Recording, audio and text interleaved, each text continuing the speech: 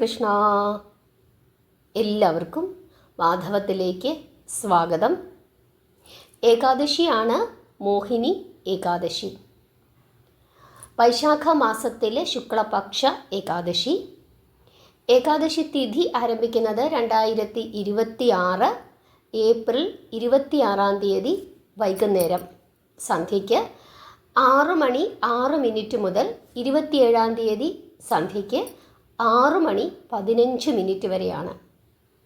അതുകൊണ്ട് തന്നെ ഏകാദശിയും മഹാദ്വാദശിയും കൂടി ചേർന്ന് വരുന്ന ആ പുണ്യമായ ദിവസം, അതായത് 2026 ഏപ്രിൽ 27 നമ്മൾ ഏകാദശിയായി ആചരിക്കുന്നു. വൈശാഖ മാസത്തിലെ ശുക്ലപക്ഷ ഏകാദശി. ഈ ഏകാദശിക്ക് പറയുന്ന പേര് മോഹിനി ഏകാദശി എന്നാണ്. ഏകാദശി എന്തിനു വേണ്ടിയിട്ടാണ് നമ്മൾ അനുഷ്ഠിക്കുന്നത്? ഒരു ഹിന്ദുമത വിശ്വാസിയെ സംബന്ധിച്ചിടത്തോളം അവൻ്റെ ജീവിതത്തിലെ ഏറ്റവും പരമമായ ലക്ഷ്യമെന്ന് പറയുന്നത് മോക്ഷമാണ്.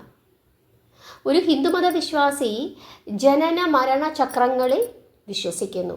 അതായത് ഈ ജന്മത്തിൽ നമ്മൾ ചെയ്യുന്ന എല്ലാ പ്രവർത്തനങ്ങളുടെയും ഫലം ഈ ജന്മത്തിൽ മുഴുവൻ അനുഭവിച്ചു തീർന്നിട്ടില്ലെങ്കിൽ അത് അടുത്ത ജന്മങ്ങളിലോ അനുഭവിക്കും. അത് നല്ലതായിക്കോട്ടെ ചീത്തയായിക്കോട്ടെ, ഈ ജന്മത്തിലോ അല്ലെങ്കിൽ അടുത്ത ജന്മങ്ങളിലോ നമ്മൾ അനുഭവിക്കുക തന്നെ ചെയ്യും.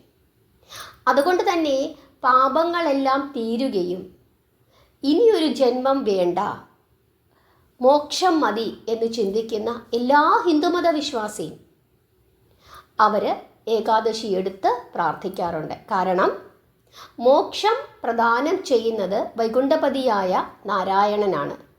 അതുകൊണ്ട് തന്നെ ഏകാദശി വ്രതങ്ങളിൽ വെച്ച് ഏറ്റവും ശ്രേഷ്ഠമാണ്. ഏകാദശി മോക്ഷത്തിന് വേണ്ടിയിട്ടാണ് എടുക്കുന്നത്. പാപങ്ങൾ കുറയ്ക്കുന്നതിന് വേണ്ടിയിട്ടാണ് എടുക്കുന്നത്. പാപങ്ങൾ കുറയുമ്പോൾ നമ്മുടെ അനുഭവങ്ങളും നല്ലതായിരിക്കും. അത് നമ്മുടെ ജീവിതത്തിന് പുതിയ പുതിയ വെളിച്ചങ്ങൾ കൊണ്ടുവന്ന് നൽകുകയും ചെയ്യും. അതുകൊണ്ടാണ് ഹിന്ദുമത വിശ്വാസിയുടെ ഏറ്റവും ശ്രേഷ്ഠമായ അനുഷ്ഠാനങ്ങളിലൊന്ന് ഏകാദശി വ്രതമാകുന്നത്. ഇനി എങ്ങനെയാണ് ഏകാദശി അനുഷ്ഠിക്കേണ്ടത്? ഏകാദശിയുടെ തലേദിവസം നമ്മൾ ശുദ്ധാഹാരത്തിലിരിക്കും. ഒരിക്കലുണ്ണും, അതായത് ഒരു നേരം മാത്രം അരിഭക്ഷണം, ബാക്കി 2 നേരവും മറ്റെന്തെങ്കിലും കഴിക്കും. അത് പഴങ്ങളായിക്കോട്ടെ അല്ലെങ്കിൽ ധാന്യങ്ങളായിക്കോട്ടെ, എന്തെങ്കിലും കഴിക്കും. എങ്കിലും സാധാരണയായിട്ട് ധാന്യങ്ങൾ രാവിലെയും ഉച്ചയ്ക്ക് വളരെ ലഘുവായ അരിഭക്ഷണവും സന്ധ്യയ്ക്ക് അല്ലെങ്കിൽ രാത്രിയിൽ പഴവർഗ്ഗങ്ങളോ ആണ് കഴിക്കുന്നത് ഏകാദശിയുടെ തലേ ദിവസം. ഏകാദശി ദിവസം നമ്മൾ ഉപവസിക്കാൻ സാധിക്കുന്നവരെല്ലാവരും ഉപവസിക്കും. അതല്ല ജലം മാത്രം കുടിച്ചിരിക്കണമെങ്കിൽ അങ്ങനെ ചെയ്യാം. അതല്ല പാലും പഴങ്ങളും കഴിച്ചിരിക്കണമെങ്കിൽ അങ്ങനെ ചെയ്യാം. പാലും പഴങ്ങളും 3 നേരം കഴിക്കുന്ന ആളുകളുണ്ട്. പഴങ്ങൾ മാത്രം കഴിച്ച് വെള്ളം കുടിച്ചിരിക്കുന്ന ആളുകളുണ്ട്. അതല്ല ഒരു നേരം മാത്രം ഭക്ഷിക്കുന്ന ആളുകളുണ്ട്. ഏകാദശി പുഴുക്ക് ഉണ്ടാക്കി കഴിക്കുന്ന ആളുകളുണ്ട്. ഒരു നേരം 3 നേരവും ഏകാദശി പുഴുക്ക് കഴിക്കുന്ന ആളുകളുണ്ട്. നമ്മുടെ ഇഷ്ടം, നമ്മുടെ ആരോഗ്യസ്ഥിതി അനുസരിച്ചിട്ട്, നമ്മുടെ സാഹചര്യങ്ങൾ അനുസരിച്ചിട്ടൊക്കെ തന്നെ ഏകാദശി അനുഷ്ഠിക്കുന്നതിന് മാറ്റങ്ങൾ ഉണ്ടാകും. എങ്കിലും ഏകാദശി പറഞ്ഞിട്ടുള്ള ഭക്ഷണങ്ങൾ മാത്രമേ ഉപയോഗിക്കാൻ പാടുള്ളൂ. എന്തൊക്കെയാണ് ഏകാദശി പറഞ്ഞിട്ടുള്ള ഭക്ഷണങ്ങൾ? ഉള്ളിയും വെളുത്തുള്ളിയും പൂർണ്ണമായിട്ടും ഒഴിവാക്കണം. പച്ചക്കറികൾ, കിഴങ്ങുവർഗ്ഗങ്ങൾ ധാരാളമായിട്ട് കഴിക്കാം. പാലുൽപ്പന്നങ്ങൾ കഴിക്കാം. ചൗവരി, അതായത് സാബുദന, അത് നമുക്ക് കഴിക്കാം. പാലിൽ കാച്ചി നമുക്ക് കുടിക്കാം. അല്ലെങ്കിൽ സാബുദന കിച്ചടി ഉണ്ടാക്കി കഴിക്കാം. നിലക്കടല അല്ലെങ്കിൽ കപ്പലണ്ടി നമുക്ക് കഴിക്കാം. തേങ്ങ നമുക്ക് കഴിക്കാം. ഇങ്ങനെയുള്ള സാധനങ്ങളൊക്കെ നമുക്ക് കഴിക്കാവുന്നതാണ്. ഇനി നമുക്ക് കഴിക്കാൻ പാടില്ലാത്ത ഭക്ഷണങ്ങൾ എന്തൊക്കെയാണ് എന്ന് നോക്കാം. ഒരു തരത്തിലുള്ള ധാന്യങ്ങളും കഴിച്ചുകൂടാ. അരി, റാഗി, ഗോതമ്പ്, ഓട്സ്, തിന, ഇങ്ങനെയുള്ള ഒരു തരത്തിലുള്ള ധാന്യങ്ങളും നമ്മൾ കഴിക്കാൻ പാടുള്ളതല്ല. അതുപോലെ ഉള്ളി, വെളുത്തുള്ളി ഉപയോഗിക്കാൻ പാടില്ല. അതുപോലെ മത്സ്യമാംസാദി ഭക്ഷണങ്ങൾ അതും ഉപയോഗിക്കാൻ പാടില്ല. ഏകാദശി പുഴുക്ക് നമുക്ക് പച്ചക്കറിയും കിഴങ്ങ് വർഗ്ഗങ്ങളുമൊക്കെ ചേർത്ത് മഞ്ഞളൊക്കെ ചേർത്ത് ഉപ്പുമൊക്കെ ചേർത്ത് വേവിച്ച് അതിനകത്തേക്ക് തേങ്ങ തിരുമിയിട്ട് നമുക്ക് ഉപയോഗിക്കാവുന്നതാണ്. അതല്ലെങ്കിൽ പച്ചമുളക് നമുക്ക് ചേർക്കാം, ഉണക്കമുളക് വേണമെങ്കിൽ അത് നമുക്ക് ചേർക്കാം. അങ്ങനെ ആ രീതിയിൽ നമുക്ക് പുഴുക്കുണ്ടാക്കി കഴിക്കാവുന്നതാണ്. ഇതാണ് പ്രധാനമായിട്ടും ശ്രദ്ധിക്കാനുള്ളത്. ആഹാരക്കാര്യത്തിൽ 3 നേരവും കഴിക്കുന്ന ആളുകളുണ്ട്, 2 നേരം മാത്രം കഴിക്കുന്ന ആളുകളുണ്ട്, 1 നേരം മാത്രം കഴിക്കുന്ന ആളുകളുണ്ട്. അതൊക്കെ നമ്മുടെ ആരോഗ്യസ്ഥിതിക്ക് അനുസരിച്ചിട്ട് നമ്മൾ തീരുമാനിക്കണം. ചായ കുടിക്കാമോ എന്നൊരു ചോദ്യം വരും. ചായ കുടിക്കണമെന്ന് നിർബന്ധമാണ്, എനിക്ക് കുടിച്ചില്ലെങ്കിൽ തലവേദന എടുക്കും. അങ്ങനെയുള്ള ആളുകൾക്ക് രാവിലെ ഒരു ചായ, വൈകുന്നേരം ഒരു ചായ, ആ രീതിയിൽ നമുക്ക് ഉപയോഗിക്കാവുന്നതാണ്. ചൊവ്വരി പാലിൽ കാച്ചി അത് നമുക്ക് ഉപയോഗിക്കാവുന്നതാണ്. അതുപോലെ ആരോറൂട്ട്, അതായത് കൂവക്കിഴങ്ങ് പൊടിച്ചിട്ട് നമ്മൾ പൊടി ഉണ്ടാക്കി വെക്കുമല്ലോ, അത് നമുക്ക് പാലിൽ കാച്ചി കുടിക്കാവുന്നതാണ്. ഇതൊക്കെ നമുക്ക് ചെയ്യാവുന്നതാണ്. ഇങ്ങനെയാണ് നമ്മൾ ഭക്ഷണ കാര്യത്തിൽ ശ്രദ്ധിക്കേണ്ടത്. പിറ്റേ ദിവസം കൃത്യസമയത്ത് തന്നെ നമ്മൾ പാരണ വീടണം. പാരണ വീടുക എന്ന് പറഞ്ഞു കഴിഞ്ഞാൽ ഇപ്പോഴും പലർക്കും സംശയമാണ്. അതായത് വ്രതം തീർക്കുക എന്നുള്ളതാണ്, ഭഗവാന് സമർപ്പിക്കുക എന്നുള്ളതാണ് പാരണ വീടുക എന്ന് പറയുന്നത്. ഓരോ സ്ഥലത്തും പാരണ വീടുന്നതിന് സമയവ്യത്യാസങ്ങളുണ്ട്, അത് നമുക്ക് പറയാം. പരമാവധി സമയം നാമം ജപിക്കുക എന്നുള്ളതാണ് ഏകാദശിയെ സംബന്ധിച്ചിടത്തോളം ഏറ്റവും പ്രധാനപ്പെട്ട കാര്യം. എത്ര തവണ നമുക്ക് നാമം ജപിക്കാൻ സാധിക്കുന്നു അത്രയും തവണ നാമം ജപിക്കുക, നാരായണ നാമം ജപിക്കുക. അതുപോലെ തന്നെ ഹരേ കൃഷ്ണ എന്ന മഹാമന്ത്രം ജപിക്കുക, വിഷ്ണു സഹസ്രനാമം ജപിക്കുക. അങ്ങനെ നമുക്ക് പറ്റുന്ന രീതിയിലുള്ള നാമങ്ങളൊക്കെ പരമാവധി സമയം ജപിക്കുക. ഇതാണ് ശ്രദ്ധിക്കാനായിട്ടുള്ളത്. അതുപോലെ തന്നെ പാരണ വീടുന്ന സമയത്ത് ഞാൻ പറഞ്ഞു തരുന്ന ആ ഒരു സമയത്തിനുള്ളിൽ നമ്മൾ നിർബന്ധമായിട്ടും നമ്മുടെ ആ ഒരു വ്രതം അവസാനിപ്പിക്കേണ്ടതാണ്. എങ്ങനെയാണ് അവസാനിപ്പിക്കേണ്ടത് എന്നൊരു ചോദ്യം വരും. അതായത് ക്ഷേത്രത്തിൽ പോയി തീർത്ഥം സേവിച്ച് നമ്മുടെ വ്രതം അവസാനിപ്പിക്കാം, അങ്ങനെ ചെയ്യാം. അതല്ല വീട്ടിലിരുന്നാണ് ചെയ്യുന്നതെങ്കിൽ വിളക്ക് തെളിയിച്ച് നമ്മൾ പ്രാർത്ഥിച്ച്, ഏകാദശിക്ക് ഒരു കഥയുണ്ട്, ആ കഥ നിർബന്ധമായിട്ടും നമ്മൾ പാരണ വീടുന്ന സമയത്ത് പറയണം. ഏകാദശി ദിവസവും നമ്മൾ ആ കഥ പറഞ്ഞ് പ്രാർത്ഥിക്കുന്നത് വളരെ നല്ലതാണ്. പാരണ വീടുന്ന സമയത്തും ഈ കഥ പറഞ്ഞ് പ്രാർത്ഥിക്കുന്നത് അങ്ങേറ്റം ശ്രേഷ്ഠമാണ്. കഥ പറഞ്ഞ് ഭഗവാനെ നമസ്കരിച്ച് നാമം ജപിച്ച് അവിടെ ഇരിക്കുന്ന തീർത്ഥം സേവിച്ച് എന്തെങ്കിലും വഴിപാട് ഭഗവാന് സമർപ്പിച്ചിട്ടുണ്ടെങ്കിൽ അതും കഴിച്ച് നമുക്ക് നമ്മുടെ വ്രതം അവസാനിപ്പിക്കാവുന്നതാണ്. ഏകാദശി ദിവസം നിങ്ങൾ എന്തു ഭക്ഷിച്ചാലും അത് ഭഗവാന് സമർപ്പിച്ചിട്ട് പ്രസാദമായിട്ട് വേണം കഴിക്കാനായിട്ട്. അക്കാര്യം കൂടി പ്രത്യേകമായിട്ട് ഒന്ന് ശ്രദ്ധിക്കണം. അതുപോലെ തുളസി ദേവിക്ക് ജലം സമർപ്പിക്കുന്ന കാര്യം, ഏകാദശി ദിവസം തുളസി ദേവിയും ഏകാദശി വ്രതത്തിലാണ്. അതുകൊണ്ട് തന്നെ ദശമി ദിവസം, അതായത് ഏകാദശിയുടെ തലേ ദിവസം നമ്മൾ തുളസി നുള്ളി വെക്കണം. പിറ്റേ ദിവസത്തേക്കുള്ളത് നമ്മൾ തുളസി നുള്ളി വെക്കണം.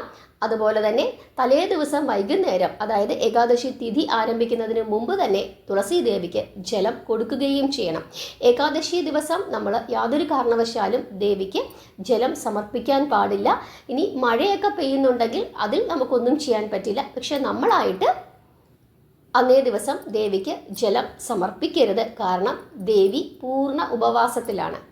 പിറ്റേ ദിവസം നമ്മൾ പാരണ വീടുമല്ലോ, ആ സമയത്ത് നമ്മുടെ പാരണ വീടിയതിനു ശേഷം പാരണാസമയം അവസാനിക്കുന്നതിനു മുമ്പ് ദേവിക്ക് ജലം സമർപ്പിച്ച് ദേവിയുടെ വ്രതം കൂടി നമ്മൾ അവസാനിപ്പിക്കണം. ഇത്രയും കാര്യങ്ങളാണ് ചെയ്യാനായിട്ടുള്ളത്. പീരീഡ്സ് ആയിരിക്കുന്ന ആളുകൾ, പുലയും ബാലായ്മയുമുള്ള ആളുകൾ, അവരും വ്രതനിഷ്ഠയിൽ തന്നെ ഇരിക്കുക. അവർക്ക് വിളക്ക് തെളിയിക്കാനോ ക്ഷേത്രത്തിൽ പോകാനോ സാധിക്കുകയില്ല. എങ്കിലും അവർ ഞാൻ ഈ പറഞ്ഞ രീതിയിലുള്ള ഭക്ഷണക്രമങ്ങളൊക്കെ പാലിച്ച് നാമം ജപിച്ച്, ഹരേ കൃഷ്ണ എന്ന മഹാമന്ത്രം ഏത് സമയത്തും നമുക്ക് ജപിക്കാവുന്നതാണ്, ആ നാമം ജപിച്ച് ഇരിക്കാം.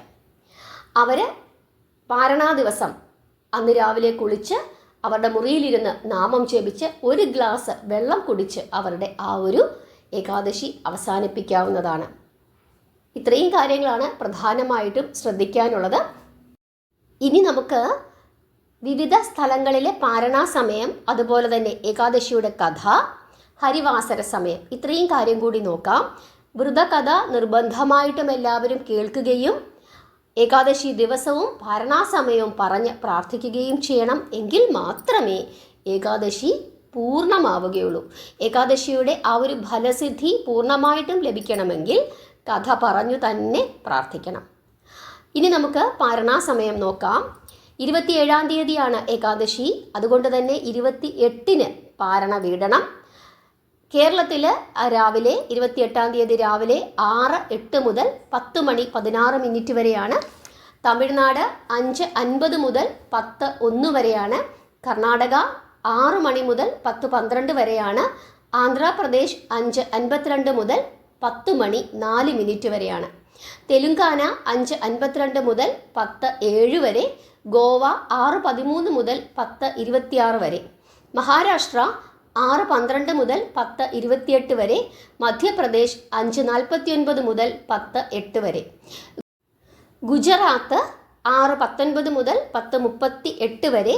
ഉത്തർപ്രദേശ് 5:24 മുതൽ 9:45 വരെ. ഹരിയാന 5:42 മുതൽ 10:08 വരെ.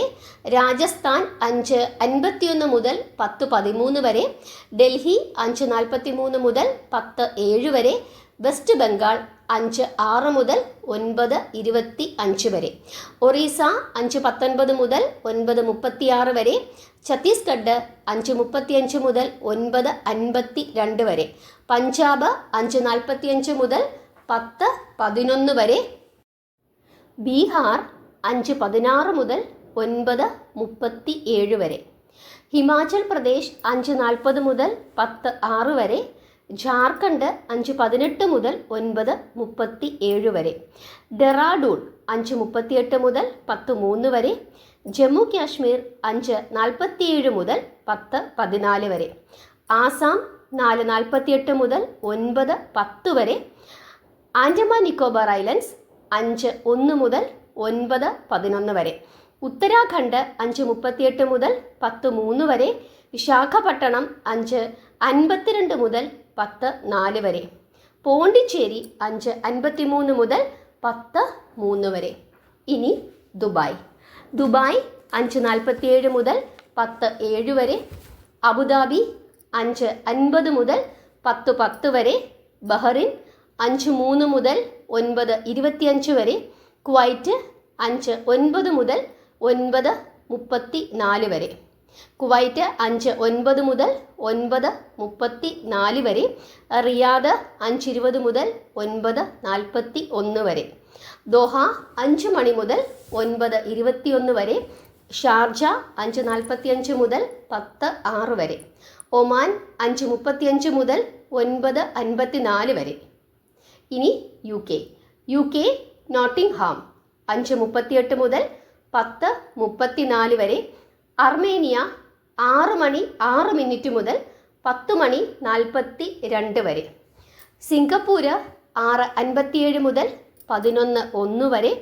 ചൈന 5:09 മുതൽ 9:39 വരെ. മാലദ്വീപ്സ് 5:56 മുതൽ 10:01 വരെ. മലേഷ്യ 7:04 മുതൽ 11:09 വരെ. സാംബിയ 6:17 മുതൽ 10:08 വരെ. ഇസ്രായേൽ 5:57 മുതൽ 10:23 വരെ. ജോർജിയ 6 മണി 2 മിനിറ്റ് മുതൽ 10 മണി 40 മിനിറ്റ് വരെ. ഉഗാണ്ട 6:43 മുതൽ 10:46 വരെ. ഓസ്ട്രേലിയ 6:38 മുതൽ 10:13 വരെ. റഷ്യ 4:54 മുതൽ 9:56 വരെ. ഫിലിപ്പൈൻസ് 5:35 മുതൽ 9:47 വരെ. സ്കോട്ട്ലൻഡ് US 6:14 മുതൽ 9:21 വരെ. UK മാഞ്ചസ്റ്റർ 5:41 മുതൽ 10:38 വരെ. ജർമ്മനി 5:41 മുതൽ 10:37 വരെ. ലിബിയ 6:23 മുതൽ 10:51 വരെ. നൈജീരിയ 6:15 മുതൽ 10:23 വരെ. സ്വീഡൻ 4:57 മുതൽ 10:10 വരെ. ഇറ്റലി 6:10 മുതൽ 10:49 വരെ. സൗത്ത് ആഫ്രിക്ക 7 മണി 19 മിനിറ്റ് മുതൽ 10 മണി 55 മിനിറ്റ് വരെ. അമേരിക്ക ന്യൂയോർക്ക് 5:59 മുതൽ 9:21 വരെ. കാനഡ 5:56 മുതൽ 9:21 വരെ. വാൻകോവർ ബ്രിട്ടീഷ് കൊളംബിയ 5:56 മുതൽ 6:21 വരെ. 5:56 മുതൽ 6:21 വരെ. ജോർദാൻ US 6:09 മുതൽ 8:21 വരെ. അയർലൻഡ് 5:57 മുതൽ 10:54 വരെ. ഫിൻലാൻഡ് 5:26 മുതൽ 10:41 വരെ. സാൻ ഫ്രാൻസിസ്കോ 6:17 മുതൽ 6:21 വരെ. മാൾട്ട US 5:57 മുതൽ 7:21 വരെ. മാൾട്ട 5:57 മുതൽ 7:21 വരെ. ഓസ്ട്രേലിയ അഡലേഡ് 6:49 മുതൽ 10:25 വരെ. ന്യൂസിലാൻഡ് 7:04 മുതൽ 10:34 വരെ. ഇത്രയും സ്ഥലങ്ങളാണ് നമ്മൾ സ്ഥിരമായി പറയുന്നത്. ഇനി ഏതെങ്കിലും സ്ഥലത്തെ പാരണാസമയം നിങ്ങൾക്ക് അറിയണമെങ്കിൽ നിങ്ങൾ കമൻ്റ് ഇടുക. ആ കമൻറ്റിന് ഞാൻ മറുപടി നൽകുന്നതാണ്. ഇനി നമുക്ക് ഏകാദശിയുടെ കഥ നോക്കാം. പണ്ട് ഭഗവാൻ ശ്രീകൃഷ്ണനോട് അർജുനൻ വൈശാഖ മാസത്തിലെ ശുക്ലപക്ഷ ഏകാദശിയെപ്പറ്റി ചോദിച്ചു. ആ സമയത്ത് കൃഷ്ണൻ അർജുനനോട് പറയുന്നുണ്ട്, അല്ലയോ അർജുന, വൈശാഖ മാസത്തിലെ കൃഷ്ണപക്ഷ ഏകാദശിക്ക് മോഹിനി ഏകാദശി എന്നാണ് പറയുന്നത്. ഈ ഏകാദശി ദിവസം നമ്മൾ ഏകാദശി അനുഷ്ഠിച്ചു കഴിഞ്ഞാൽ ഒരുവൻ്റെ എല്ലാ പാപങ്ങളും തീരും എന്ന് പറയുന്നു. എന്നിട്ട് പറയുന്നു, പണ്ട് ഇത് ശ്രീരാമചന്ദ്രൻ വസിഷ്ഠനോട് ഈ ഏകാദശിയെപ്പറ്റി ചോദിച്ചിട്ടുണ്ട്. അക്കാര്യം ഞാൻ പറഞ്ഞു തരാം എന്ന് പറഞ്ഞിട്ട് ഭഗവാൻ ശ്രീകൃഷ്ണൻ ആ കഥ പറഞ്ഞു കൊടുക്കുകയാണ്. അതായത് ഒരിക്കൽ ശ്രീരാമചന്ദ്രൻ വസിഷ്ഠ മഹർഷിയോട് ചോദിക്കുകയാണ്, അല്ലയോ മഹർഷി, ഞാൻ അതീവ ദുഃഖിതനാണ്. രാജ്യം വീണ്ടും കിട്ടി, സീതാദേവിയെയും തിരിച്ചു കിട്ടി. പക്ഷേ ഇപ്പോൾ ദേവിയെ മാറ്റി നിർത്തേണ്ടി വന്നിരിക്കുന്നു. അതിൽ ഞാൻ വളരെ ദുഃഖിതനാണ്. ഇതെൻ്റെ പാപത്തിൻ്റെ ഫലമായിട്ടാണോ? പണച്ചിലവില്ലാതെ എങ്ങനെയാണ് ഒരുവനിൽ വന്നു ചേർന്നിരിക്കുന്ന പാപങ്ങൾ അവസാനിപ്പിക്കുവാൻ സാധിക്കുന്നത്? ലോക നന്മയ്ക്ക് വേണ്ടി അങ്ങിത് പറഞ്ഞു തരൂ എന്ന് ശ്രീരാമചന്ദ്രൻ വസിഷ്ഠ മഹർഷിയോട് പറയുന്നു. ആ സമയത്ത് വസിഷ്ഠൻ പറയുന്നുണ്ട്, അല്ലയോ ശ്രീരാമചന്ദ്ര, രാമ എന്ന് ഏതൊരുവനാണോ ഉച്ചരിക്കുന്നത് ആ നിമിഷം തന്നെ അവൻ്റെ പാപങ്ങളെല്ലാം നശിക്കുന്നതാണ് എന്ന് പറഞ്ഞിട്ട് വീണ്ടും പറയുകയാണ്, ലോക നന്മയ്ക്ക് വേണ്ടി അങ്ങേക്ക് ഞാനൊരു കഥ പറഞ്ഞു തരാം എന്ന് പറയുന്നു. എന്നിട്ട് പറയുകയാണ്, പണ്ട് സരസ്വതി നദിയുടെ തീരത്ത് ഭദ്രാവതി എന്ന് പറഞ്ഞ ഒരു നഗരമുണ്ടായിരുന്നു. ആ നഗരം ഭരിച്ചിരുന്നത് ദ്യുതിമാൻ എന്ന് പറയുന്ന ഒരു രാജാവായിരുന്നു. ആ രാജ്യത്ത് ധനപാൽ എന്നു പേരുള്ള ഒരു വൈശ്യനുണ്ടായിരുന്നു.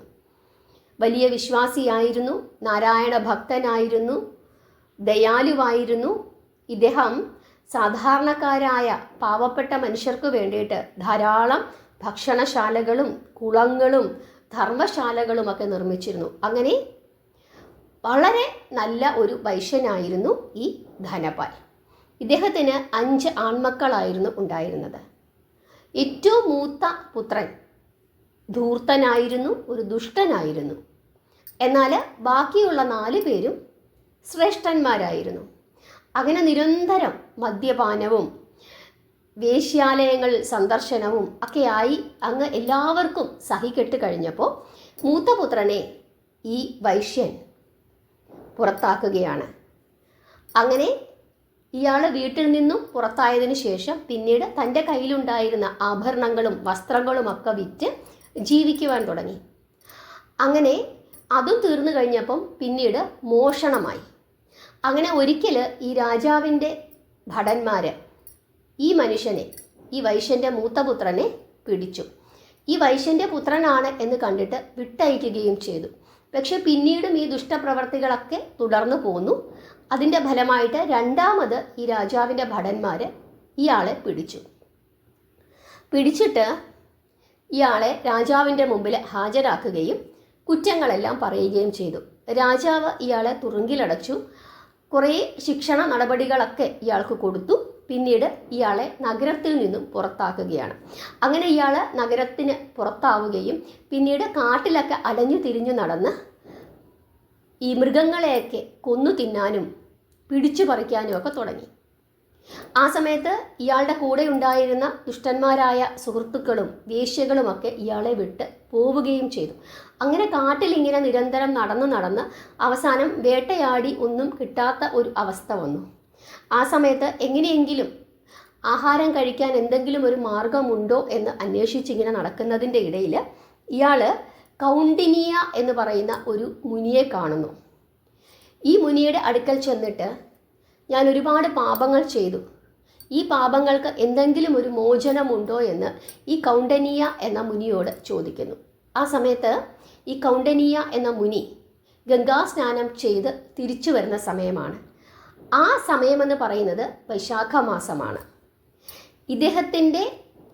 ഇദ്ദേഹം ഗംഗാസ്നാനം, ഈ മഹർഷി ഗംഗാസ്നാനം ചെയ്തിട്ട് തിരിച്ചു വരുന്ന വഴിക്കാണ് ഇങ്ങനെ ചോദിക്കുന്നത്. ആ സമയത്ത് ഇദ്ദേഹത്തിൻ്റെ ആ വസ്ത്രത്തിൽ നിന്നും കുറച്ച് വെള്ളത്തുള്ളികൾ ഈ മനുഷ്യൻ്റെ ശരീരത്തിലേക്ക് ഇറ്റു വീഴുന്നു. അതോടുകൂടി തന്നെ ഇയാളുടെ പകുതി ദോഷങ്ങളൊക്കെ മാറി. പിന്നീട് ഈ മഹർഷിയുടെ കൂട്ടത്തിൽ ഇയാൾ കൂടുകയാണ്. എന്നിട്ട് മഹർഷി പറയുന്നു, വൈശാഖ മാസമാണ് ഇത്, നാരായണ നാമം ജപിച്ചുകൊള്ളുക. അതുപോലെ വൈശാഖ മാസത്തിലെ ശുക്ലപക്ഷ ഏകാദശി വരുന്നുണ്ട്. ആ ഏകാദശിക്ക് പറയുന്ന പേര് മോഹിനി ഏകാദശി എന്നാണ്. എന്നിട്ട് ഏകാദശി എങ്ങനെ അനുഷ്ഠിക്കണം എന്നൊക്കെ പറഞ്ഞു കൊടുക്കുന്നു. എന്നിട്ട് അതനുസരിച്ചിട്ട് എടുത്തുകൊള്ളുക, ഏകാദശി അനുഷ്ഠിച്ചു കൊള്ളുക എന്ന് പറയുന്നു. അങ്ങനെ ഈ മുനി പറഞ്ഞതനുസരിച്ചിട്ട് ഇയാൾ ഏകാദശി വ്രതം അനുഷ്ഠിക്കുന്നു. അതിൻ്റെ ഫലമായിട്ട് ഇയാളുടെ സ്വഭാവത്തിനൊക്കെ വലിയ മാറ്റമുണ്ടാകുന്നു. അതുപോലെ ഇയാളുടെ പാപങ്ങളെല്ലാം കുറയുകയും ചെയ്യുന്നു. പിന്നീട് ഇയാൾക്ക് മോക്ഷം ലഭിക്കുകയും ഗരുഡ ഭഗവാൻ തന്നെ നേരിട്ട് വരികയും ഇദ്ദേഹത്തെ വൈകുണ്ഠത്തിലേക്ക് കൊണ്ടുപോയി എന്നാണ് പറയുന്നത്. അത്രത്തോളം പാപങ്ങൾ നശിക്കുന്ന ഏകാദശിയാണ് ഈ മോഹിനി ഏകാദശി എന്ന് പറയുന്നത്. ഒരുവൻ ഏതൊരുവൻ്റെ കൂടാണോ അവൻ സംസർഗം ചെയ്യുന്നത്, ആ സംസർഗം അവൻ്റെ ജീവിതത്തിൽ മാറ്റമുണ്ടാക്കും എന്നുള്ളതിൻ്റെ ഒരു തെളിവാണ് ഇവിടെ നമുക്ക് കാണാനായിട്ട് സാധിക്കുന്നത്.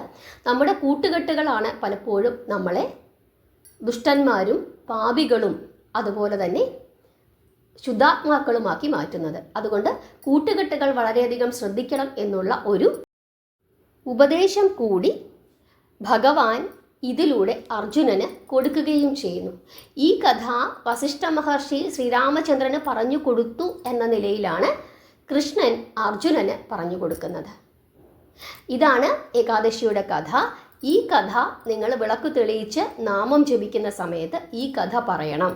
എന്നിട്ട് ആ മനുഷ്യൻ്റെ പാപങ്ങൾ എങ്ങനെയാണോ അല്ലയോ സർവേശ്വര അങ്ങ് ഏറ്റെടുത്തത്, എങ്ങനെയാണോ നശിപ്പിച്ചത്, അതുപോലെ ഈ ഉള്ളവൻ്റെയും പാപങ്ങളെല്ലാം നശിക്കുവാനും എൻ്റെ മനസ്സിൽ എപ്പോഴും നാരായണ രൂപം കളിയാടാനും എന്നും നേരായ മാർഗത്തിൽ സഞ്ചരിക്കുവാനും ഭഗവാന്റെ നാമങ്ങൾ ഉച്ചരിക്കുവാനും ഭഗവാന്റെ പാതയിൽ സഞ്ചരിക്കുവാനും സാധിക്കണമേ, എന്നും ഭഗവാന്റെ കൃപ ഞങ്ങളിൽ ഉണ്ടാകണമേ എന്ന് പ്രാർത്ഥിച്ച് നമസ്കരിക്കണം. ഇതാണ് ചെയ്യേണ്ടത്. കഥ നിർബന്ധമായിട്ടും പറഞ്ഞ് പ്രാർത്ഥിക്കണം, കഥ മനസ്സിലാക്കണം. കാരണം കഥ പറഞ്ഞു പ്രാർത്ഥിച്ചാൽ മാത്രമേ ഏകാദശി പൂർണ്ണമാവുകയുള്ളൂ എന്നാണ് വൈഷ്ണവ വിശ്വാസം പറയുന്നത്. ഇനി നമ്മൾ പ്രധാനമായിട്ടും ശ്രദ്ധിക്കാനുള്ളത് ഹരിവാസര സമയമാണ്. ഹരിവാസര സമയം ഏകാദശിയെ സംബന്ധിച്ചിടത്തോളം ഏറ്റവും ശ്രേഷ്ഠമായ സമയമാണ്. ഈ സമയത്തെ പ്രാർത്ഥനയ്ക്ക് വലിയ ഫലസിദ്ധിയാണ് എന്നാണ് വിശ്വാസം. ഹരിവാസര സമയം തുടങ്ങുന്നത് ഏകാദശി ദിവസം, അതായത് 27-ാം തീയതി ഉച്ചയ്ക്ക് ഏതാണ്ട് 12:15 മുതൽ 28-ാം തീയതി വെളുപ്പിന് 12:20 വരെയാണ്. അതായത് 27-ാം തീയതി നമ്മൾ സന്ധ്യ കഴിഞ്ഞ് രാത്രി 12 മണി കഴിയുമ്പം 28 ആകും. ആ 12:20, 28-ാം തീയതി അർദ്ധരാത്രി 12:20. അതായത് 27-ാം തീയതി നിങ്ങൾ ശ്രദ്ധിച്ചു കൊള്ളുക, 27-ാം തീയതി ഉച്ച മുതൽ നമ്മൾ സന്ധ്യ കഴിഞ്ഞ് രാത്രിയായി 12 മണി കഴിയുമ്പോൾ 12:20 ആ സമയം വരെയാണ് ഹരിവാസര സമയം. അതുകൊണ്ട് 27-ാം തീയതി പരമാവധി സമയം നാമം ജപിച്ചുകൊണ്ടിരിക്കുക. ഇത്രയും കാര്യങ്ങളാണ് ഏകാദശിയുമായി ബന്ധപ്പെട്ട് നമ്മൾ അറിയാനായിട്ടുള്ളത്. എല്ലാം വിശദമായി പറഞ്ഞു എന്നാണ് എൻ്റെ വിശ്വാസം. ഇനി എന്തെങ്കിലും സംശയങ്ങളുണ്ടെങ്കിൽ നിങ്ങൾ ചോദിച്ചു കൊള്ളുക. എല്ലാവരും തന്നെ ഏകാദശി അനുഷ്ഠിക്കുക. ഇനി ഏകാദശി അനുഷ്ഠിക്കാൻ സാധിക്കാത്തവർ നാരായണ നാമം ജപിച്ച് ഇരിക്കുക. ഏകാദശിയുടെ പിറ്റേ ദിവസം, അതായത് 28-ാം തീയതി കൂടി നിങ്ങൾ നോൺ വെജ് ഒക്കെ ഉപേക്ഷിച്ചിട്ട് ഇരിക്കാനായിട്ട് ശ്രദ്ധിക്കുക. 3 ദിവസം 26, 27, 28 ഈ 3 ദിവസങ്ങളിലും മത്സ്യമാംസാദി ഭക്ഷണങ്ങളൊക്കെ ഒഴിവാക്കി ഇരിക്കുന്നതാണ് ഏറ്റവും ശ്രേഷ്ഠം. എല്ലാവർക്കും മനസ്സിലായി എന്ന് വിശ്വസിക്കുന്നു. നാമം ജപിക്കുക. അതുപോലെ തന്നെ വൈശാഖ മാസം തുടങ്ങിയപ്പോൾ മുതൽ നമ്മൾ ഭഗവാന്റെ തിരു അവതാരം മുതൽ കഥയായി പറഞ്ഞു തുടങ്ങിയിട്ടുണ്ട്. വൈശാഖം 2026 എന്ന ഒരു ഫോൾഡർ ഉണ്ടാക്കിയിട്ട്, പ്ലേലിസ്റ്റിൽ അങ്ങനെ ഒരു ഫോൾഡർ ഉണ്ടാക്കിയിട്ട് ഇതുവരെ പറഞ്ഞ കഥകളെല്ലാം തന്നെ അതിൽ സേവ് ചെയ്ത് വെച്ചിട്ടുണ്ട്. അതല്ലെങ്കിൽ ചാനലിൽ കയറി നോക്കിക്കഴിഞ്ഞാൽ നിങ്ങൾക്ക് ആ കഥയൊക്കെ കിട്ടുന്നതാണ്.